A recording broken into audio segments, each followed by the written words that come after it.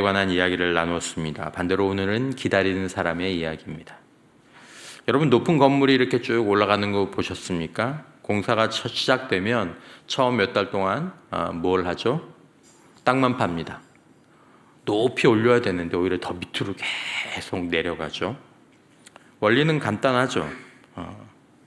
저희가 이제 보스게르트 교회 건축을 위해서 기도하고 또 협력하기로 결정하고 이제 진행을 하고 있는데 1층 건물을 짓지만 저희들이 기초는 2층까지 지을 수 있는 기초를 놓기로 했습니다. 나중에 이 교회가 2층도 올릴 것 같아가지고 저희들이 미리 기초는 2층도 올릴 수 있도록 그렇게 진행을 하고 있습니다. 그랬더니 비용이 조금 더 들고 깊이도 조금 더 파야 되는 거죠. 원리는 그렇습니다. 높이 올릴수록 깊이 판다라는 거죠. 높이 올릴수록 깊이 파는 거죠. 지상에서 더 높이 서려면 땅속으로 더 깊이 들어가야 합니다. 여러분, 혹시 지금 우리 인생 가운데에서 아무것도 올리지 못하고 있습니까? 남들은 다 층을 올리는 것 같은데, 야, 어떤 애는 돈 50만 원 벌었대. 야, 어떤 사람은 뭘 이루었대. 뭘 했대. 근데 나만 아직 올리기는커녕 땅 밑으로 더 내려가는 것 같지는 않는가. 사랑하는 성도 여러분, 우리 청소년, 청년 여러분, 우리가 지금 하나님의 법칙, 하나님의 결, 그 원칙 아래서 살아가고 있다면 하나님께서는 분명히 우리 삶에 깊이를 만들고 계신 줄 믿으시기를 바랍니다. 하나님은 반드시 깊이를 만드십니다. 자, 요셉은요, 그의 인생 가운데에서 13년 동안 열심히 살았습니다. 정말 원칙대로 살았습니다. 신앙대로 살려고 노력했습니다. 그러나 이 요셉의 청소년기 이후에 13년이라는 인생 동안 요셉은 위로 한 발자국도 올라가지 못했습니다. 올라가기는커녕 밑으로, 그리고 더 밑으로, 아니 이거보다 더 어떻게 밑이 있어? 그런데 더 밑으로 내려가기만 하는 인생을 사는 것처럼 보였죠. 요셉의 이야기입니다. 나이를 세어보면 그가 17세에 대략 종으로 팔려와서 애굽의 총리가 되기까지 30살에 총리가 되었으니까 이 기간이 13년 정도 됩니다. 요셉이 꿈을 꾼 게 17살입니다. 총리가 된 게 30살. 여러분, 이 13년 동안의 요셉의 이력서에는 뭐라고 적혀 있을까요? 첫 줄에 13년 1월 첫 줄에 억울하게 팔려서 노예로 생활하다. 그 다음에 누명을 쓰고 죄수로 생활하다.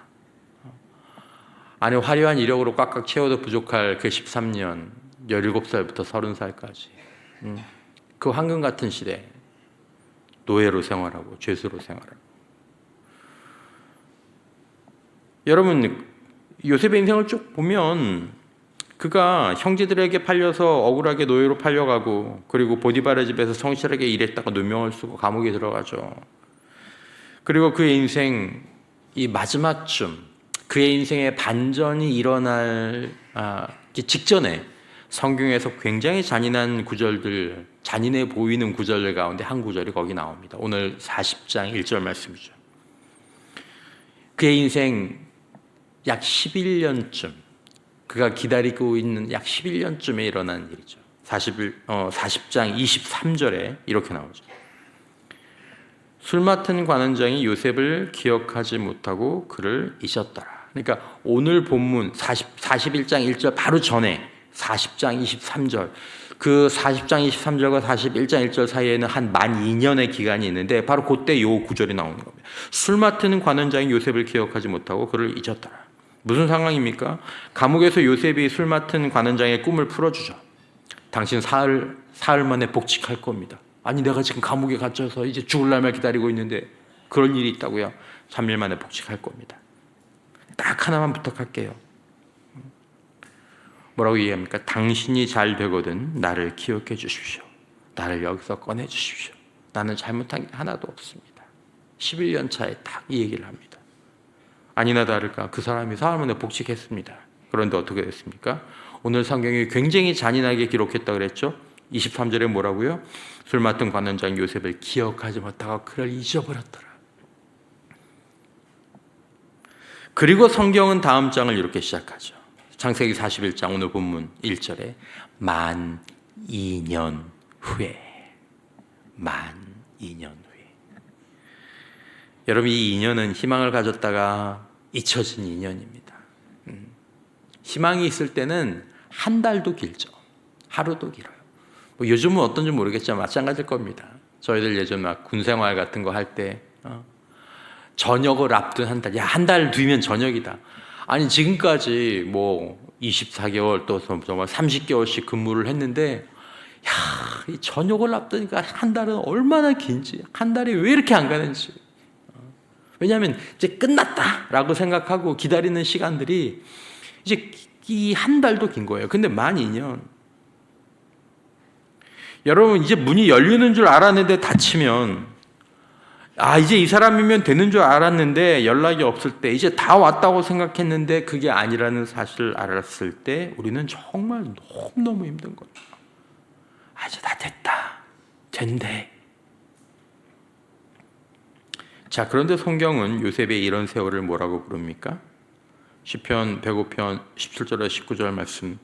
그가 한 사람을 앞서 보내셨으며 요셉이 종으로 팔렸도다. 그의 발은 착고에 차고 그의 몸은 쇠사슬에 매였으니 곧 여호와의 말씀이 응할 때까지 그의 말씀이 그를 뭐하였도다? 단련하였도다. 히브리어로 금을 재련한다라는 말입니다. 금을 재련하는 과정은 대략 아시죠? 금이 포함된 광물, 그걸 금광석, 금덩어리라고 보통 해요. 이 금광석을 불에 넣습니다. 그리고 아주 뜨겁게 녹이죠.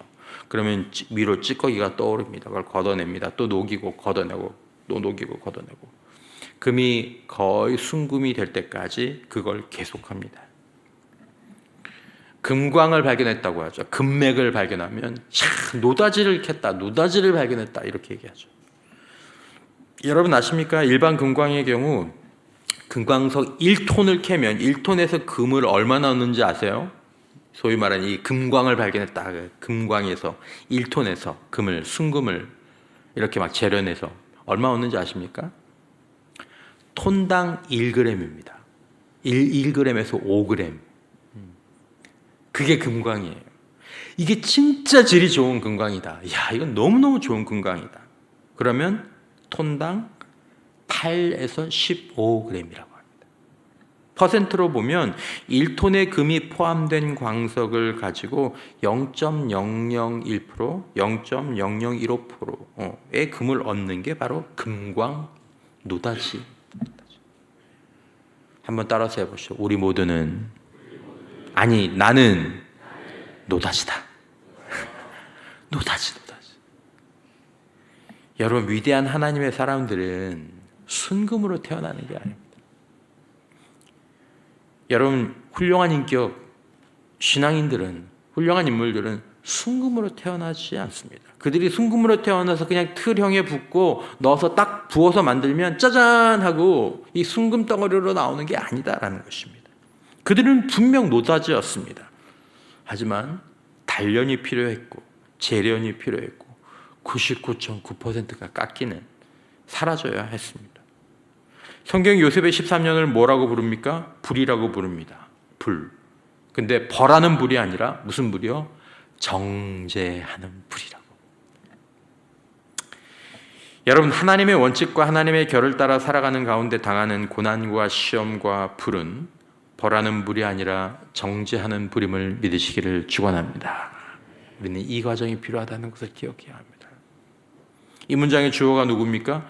여호와의 말씀이 그를 단련하였도다. 말씀입니다. 겉으로 보면 요셉을 시험한 게 보디발의 아내 같아 보입니다. 요셉을 괴롭히고 그리고 그들을 힘들게 했던 것들이 형들처럼 보입니다. 그러나 사실 하나님의 말씀이 그 가운데 개입하셔서 요셉을 만들고 있었던 것입니다.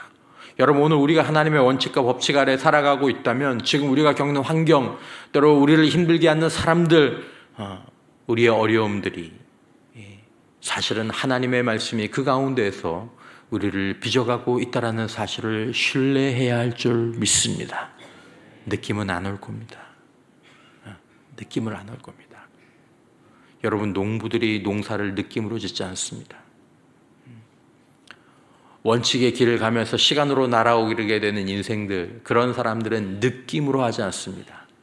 감으로, 느낌으로 사는 인생 여러분 보십시오. 망합니다. 망합니다.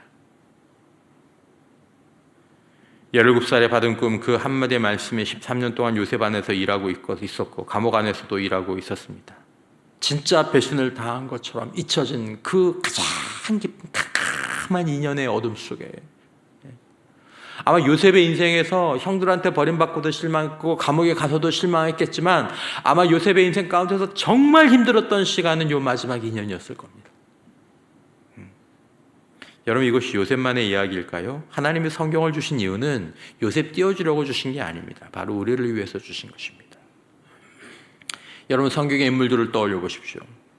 요셉은 17살에 꿈을 꾸고 13년 동안 노예와 죄수로 지냈습니다. 모세는 40살에 하나님의 부름을 받았지만 40년을 광야에서 양을 졌습니다. 이 길고 지루한 시간.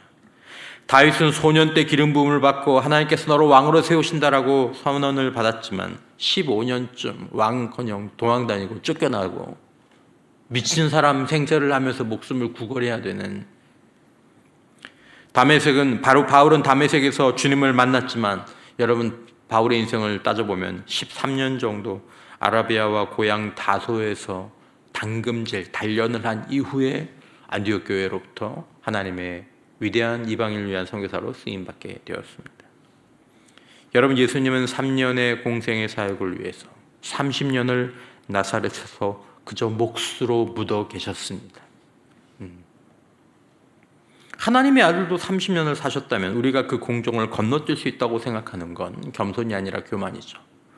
신앙의 영역만 그렇습니까? 그렇습니까? 여러분 일반적인 원리도 똑같습니다. 돈의 문제도 마찬가지입니다. 하나님의 진리 아래서 세상의 이치도 똑같습니다. 제가 인용했던 돈의 심리학이라는 이 책도 뭐 좀 유명한 책인데 거기에 나오는 이야기죠. 사람들이 이 이야기를 굉장히 많이 인용합니다.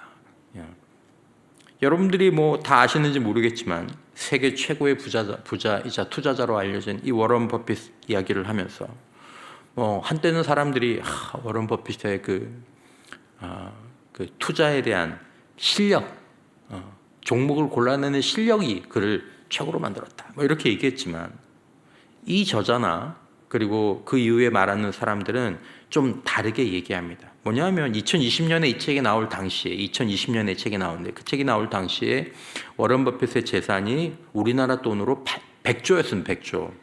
100조. 지금 2026년 됐죠?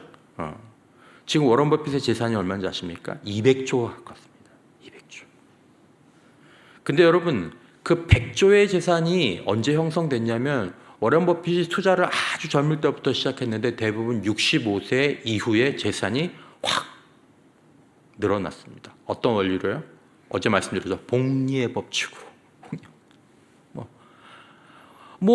한 해에 10조씩 늘어나는 게 이게 뭐 감당이 안 되는 거죠. 본인이 감당이 안 되는 거죠. 워런 버핏이 만약에 남들처럼 30에 시작해서 60에 은퇴했다면 얼마였을지 이 사람이 계산을 해봤는데 한 2천만 달러? 2천만 달러 정도 돼요. 2천만 달러. 지금은 1,400억 달러인데 1000분의 1, 2000분의 1도 안 되는 거죠. 다른 짐 사이먼스라는 투자자가 있지만 이 사람의 연수익이 버핏의 3배지만 실력으로는 버핏보다 투자 실력으로는 훨씬 더 뛰어나지만 버핏보다는 훨씬 어떻게 보면 가난하다고 얘기할 수 있습니다. 왜냐하면 그 사람은 50살에 시작을 했거든요. 이 책의 저자가 이렇게 정리합니다. 그의 재주는 투자였지만 그의 비밀은 시간이었다. 시간이었다. 그러니까 원칙과 가치에 중심을 둔 이런 버핏의 투자 방식은 평범한 재주였지만 이렇게 막대한 부를 쌓을 수 있었던 비밀은 시간에 있었다고 본 거죠. 여러분 평생 영성 훈련을 연구했던 달라스 윌라드는 이런 얘기를 했습니다. 야구 선수를 좋아하는 아이들은 여러분 야구를 좋아하거나 아니면 축구를 좋아하거나 또 여러분들이 좋아하는 아이들은 선수들이 배트를 잡는 타석에 서는 자세, 신발까지 따라 신고 좋아하는 치장도 같이 하고. 그러나 여러분 아무리 그렇게 따라한다고 해서 그 선수처럼 되느냐? 그렇지 않다라는 거죠. 왜 그러죠? 선수는 경기 중에만 그렇게 하기로 해서 잘 되는 게 아니기 때문입니다. 아무도 안 보는 새벽에 만들어지기 때문이라는 거죠. 여러분, 우리가 마음에 두어야 될 것이 있습니다. 기다리는 사람에게는 반드시 시험이 하나 옵니다. 그게 뭡니까? 우리가 어제 본 것처럼 기다리는 사람에게 오는 시험은 기회처럼 보이는 지름길입니다. 다윗을 보십시오. 다윗은 소년 때 기름 부음을 받았습니다. 그런데 왕이 되기 전까지 15년쯤 도망자의 인생을 살게 되었습니다. 어느 날은 동굴 깊은 곳에서 자고 있었는데 사울을 죽일 기회가 왔죠. 자기를 쫓는 초대왕 사울을 죽일 기회. 거의 미쳤어요. 정치도 제대로 못하고 나라도 제대로 못 다스리는. 다윗이 사울의 진영에 들어갔는데 온 군대가 다 깊이 잠들어 있곤 했죠. 그때 부하들이 뭐라고 했는지 아십니까? 여호와께서 당신의 원수를 오늘 당신의 손에 넘기셨나이다. 지금 죽이면 왕이 됩니다. 부하들은 이걸 하나님의 응답으로 해석했습니다. 15년을 기다렸는데 이제 드디어 문이 열렸습니다. 그런데 다윗이 뭐라고 얘기합니까? 내가 손을 들어 여호와의 기름 부음 받은 자를 치는 것은 여호와께서 금하시는 것이다. 굉장히 아이러니하죠. 지금 탁 쳐버리면 왕관이 자기 건데, 아니 내가 이렇게 하는 거 하나님 기뻐하시지 않아. 근데 여러분 놀랍게 그것이 다윗을 하나님이 세우신 왕이 되게 하는 결정적 조건이 되었습니다. 여러분, 기회를 왔다는 것 자체가 하나님의 허락이라는 뜻이 아닙니다. 결과가 코앞에 있다는 것이 하나님의 허락과 응답이 아니라는 것을 기억해야 된다는 것입니다. 이것이 원칙이냐, 이것이 하나님의 법칙과 하나님의 결에 맞느냐를 봐야 하는 것입니다. 여러분, 어제 사울이 왜 넘어졌습니까? 상황이 급해서 넘어졌습니다. 상황 따라 살다가 넘어졌습니다. 상황 따라. 오늘 다윗은 상황이 완벽했는데도 손을 대지 않았습니다. 그래서 그날 다윗은 얻을 수 있었던 왕관을 얻지 못했지만 대신 다윗이 얻은 게 있습니다. 대신 다윗이 얻은 게 있습니다. 그것이 무엇입니까? 왕이 될 성품을 얻었습니다. 그리고 그 성품으로 이후 40년을 버텨내게 됩니다. 여러분, 얼마 되지 않는 돈에 여러분 성품을 팔지 않도록 유의해야 합니다. 우리 교회는 그런 사람이 없지만 정말 어떤 데는 성도들의 헌금을 슬며시 가져가면서 믿음과 성품을 파는 사람도 있습니다. 하나님의 것을 가지고 슬쩍하고. 정말 그걸 돌이켜야 되죠. 여러분, 성품과 태도는 나무와 같습니다. 성품과 태도를 소중하고 귀하게 여기는 저와 여러분들이 되어야 할 줄 믿습니다. 여러분, 하나님의 관점에서 성품과 태도를 잃어버리면 다 잃어버리는 것입니다. 눈앞에 돈 얼마, 결과 얼마, 성품과 태도를 잃으면 목사님 믿음만 있으면 되는 거 아닙니까? 여러분, 성품과 태도가 참 믿음의 열매입니다. 참 믿음의 열매가 성품과 태도입니다. 무엇으로 참 믿음과 가짜 믿음을 입증합니까? 성품과 태도입니다. 그러니까 내가 믿음 있는 사람하고 혼인을 해야 되겠다. 믿음이 있으면 되겠지. 참 믿음의 열매가 되는 성품과 태도가 있는지를 확인하기 전까지는 주의하셔야 됩니다. 여러분, 어쩌면 지금 우리 앞에 문이 하나 열려 있으실 수 있습니다. 내가 너무 오래 기다렸기 때문에 그 문이 반가울 수도 있습니다. 야, 드디어 이 사람이 왔구나. 드디어 기회를 하나님이 주시는구나. 그러나 물어보셔야 한다는 거죠. 이 문을 여신 분이 하나님이신가? 아니라면 10수년을 더 기다려도 2년을 더 기다려도 지금 내 앞에 왕관이 있어도 지금 내 앞에 금덩어리가 있어도 하나님이 금하시는 것입니다 라고 물러나야 한다는 거죠. 쉽지 않겠지만 하박국 2장 3절 말씀으로 마치겠습니다. 이 묵시는 정한 때가 있나니 그 종말이 속히 이르겠고 결코 거짓되지 아니하리라. 비록 더딜지라도 기다리라. 지체되지 않고 반드시 응하리라. 되게 모순적인 말이 여기 있습니다. 뭐라고 얘기합니까? 비록 더딜지라도 지체되지 않고. 우리 더디다란 말은 지체된다는 말인데 이 더디다란 말과 지체되는 말이 같이 붙어 있죠. 더딜지라도 지체되지 아니하고. 앞뒤가 안 맞는 것 같습니까? 여러분, 이게 정확한 것입니다. 우리가 보기에는 더딥니다. 그러나 하나님의 시간표, 하나님의 법칙에는 지체가 없다라는 것입니다. 우리가 지연이라고 불러왔던 것들에 대해 다시 생각해 보아야 한다는 것입니다. 하나님의 결이라면 이것은 지연처럼 보이고 더딘 것처럼 보이는 이것은 미뤄진 게 아니고 만들어지고 있는 것입니다. 사랑하는 성도 여러분, 우리 특별히 청소년 청년 여러분, 저와 여러분들의 성품과 태도가 결과가 아니라 하나님의 법칙, 하나님의 원칙을 따르는 사람으로 단련되고 있는가? 눈앞에 당장 뭐가 있어도 하나님이 금하시는 거예요 라고 뒤로 물러날 수 있는 그 성품과 태도로 단련되고 있는가? 여러분, 그것이면 충분한 줄 믿으시기를 바랍니다. 더뎌 보이는 것 같아도 하나님의 시간이 우리를 건강하고 풍성한 선곡으로 우리를 인도하실 것입니다. 돈 얘기를 해서 계속 죄송하지만 하나님의 법칙이 세상에도 통한다라는 것을 말씀드리시기 위해서 지금 사람들 주식에 막 요동을 쳐서 막 정신이 없는데 워런 버핏 지금 평안합니다. 아무 손해도 안 보고 평안합니다. 그가 원칙의 이 강을 따라서 이 원칙의 노를 져서 시간을 흘러왔기 때문에 지금 계속 그 사람은 계속 날아오르고 있어요. 여러분, 때로 기다림에 지칠 때가 있고 낙심이 찾아올 때가 있겠지만 이 길이 바른 길이고 참된 지름길입니다. 되도 보여도 하나님의 원칙이. 여러분, 이것을 함께 서로 격려하며 부모는 자녀를 그렇게 격려하고 하나님의 원칙과 방법대로 그렇게 살아가는 부모를 자녀들은 존경하며 우리 어머니 아버지가 하나님의 원칙과 하나님의 방법대로 우리 부모님의 약속하신 것이 어쩌면 내 대에 이루어질 때까지도 묻지도 모르니 우리 어머니가 아버지가 저렇게 살아가시는구나. 그렇게 하나님의 시간표를 채워가는 하나님의 백성과 자녀들 되시기를 주님의 이름으로 축원합니다.